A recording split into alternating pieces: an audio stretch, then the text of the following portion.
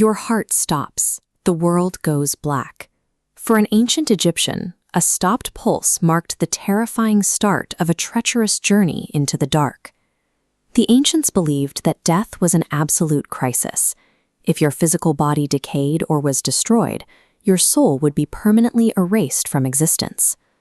Look at this photograph of a wild dog. Out on the fringes of the Nile Valley, where the cemeteries were located, starving desert scavengers would ruthlessly dig up shallow graves and devour the remains. To protect their dead from these actual predators, the Egyptians created a supernatural deterrent. They envisioned a massive, terrifying jackal-headed monster called Enpu, known later as Anubis, to guard the tombs. Though real jackals were brown, artists painted Anubis with striking black skin. This color represented both the necrotic decay of a corpse and the dark, fertile soil of the Nile River, signifying rebirth. He stood as a massive psychological firewall between a soul's chance at eternal paradise and the threat of absolute oblivion. To survive the afterlife, a soul first needed an intact vessel. The rotting flesh had to be preserved. According to myth, the god-king Osiris was murdered and violently dismembered into scattered pieces by his jealous brother, Set. Looking at this sarcophagus and mummy, you can see the results of the solution Anubis provided. He invented the process of mummification, binding Osiris back together into a hardened, protective shell. This tomb painting depicts the opening of the mouth ritual. A priest, wearing leopard skin to honor Anubis, touches tools to the mummy's face, a magical act designed to reactivate the dead person's senses so they could see, hear, and breathe in the underworld. Before he ever guided a soul in the dark, Anubis acted as a master surgeon, transforming a vulnerable corpse into an armored vessel ready to brave the abyss. The Egyptian afterlife functioned much like a high-stakes obstacle course. To navigate its traps, the dead relied on a magical survival manual known as the Book of the Dead.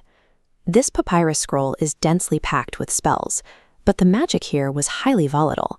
If left unchecked, dangerous symbols, like the deadly horned viper, could literally spring off the walls and attack the deceased.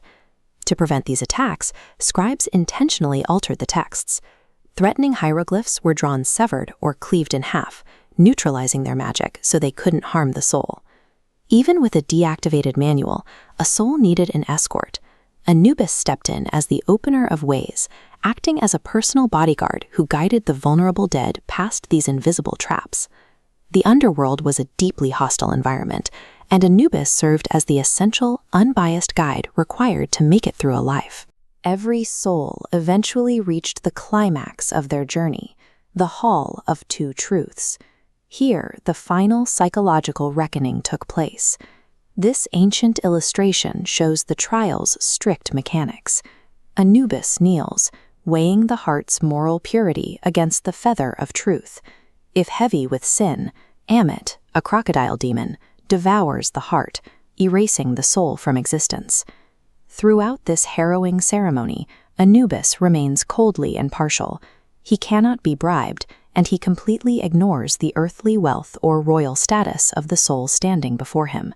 He cannot rescue a wicked soul from its own actions. His ultimate act of protection is simply ensuring that the trial itself is flawlessly fair. Unlike Hades in Greek myth, or the devil in modern folklore, Anubis did not rule over a flaming wasteland or spend eternity torturing damned spirits.